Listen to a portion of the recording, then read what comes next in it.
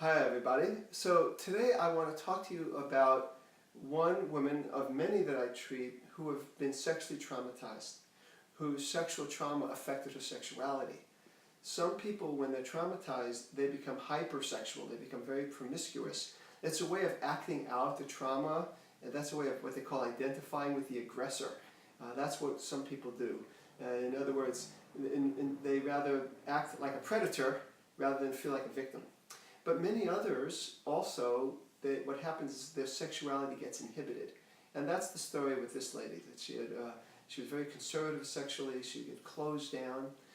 What happened was they came to me, this couple came to me because he had cheated on her. And when I saw him alone first, just to understand what was behind his choice to be unfaithful, he said, well, my wife is very close sexually, she wears grandma panties, she just is really, always holds back.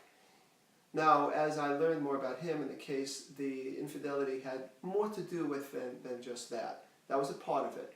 But that was an important piece of information.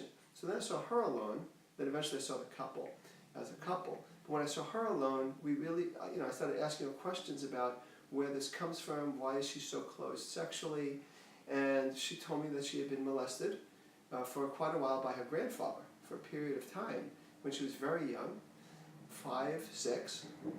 And so what I did with her is a treatment that I've talked about before. It's called eye movement desensitization and reprocessing.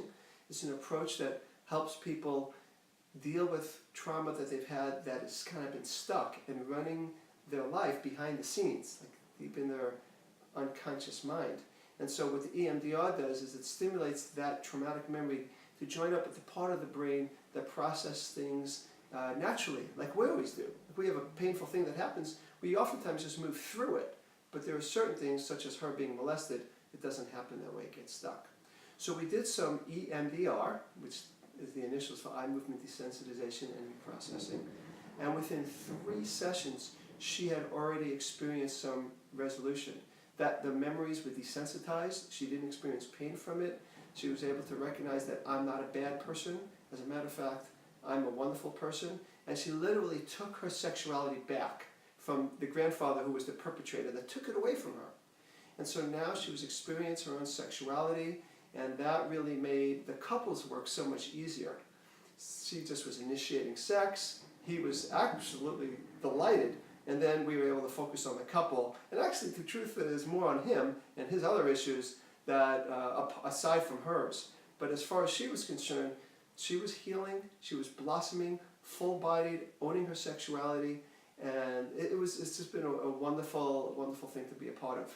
And I've done this with many other men and women who have been molested, whose lives and whose sexuality have been affected by that trauma. So if you know of someone or yourself who have experienced that, know that there's hope and there's help on the way. So it's a happy ending. That's why I love what I do, and I just want to let you know about it. This is Todd Creager, making the world safe for love.